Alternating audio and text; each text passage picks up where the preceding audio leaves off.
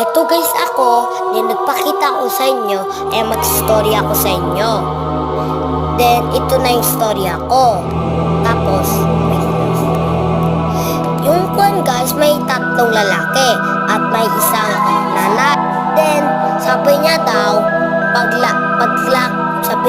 paglaki niya daw, kukunin niya, pag matay na yung nanay niya, kukunin niya daw, sinabi ng nanay niya, pag daw ng nanay na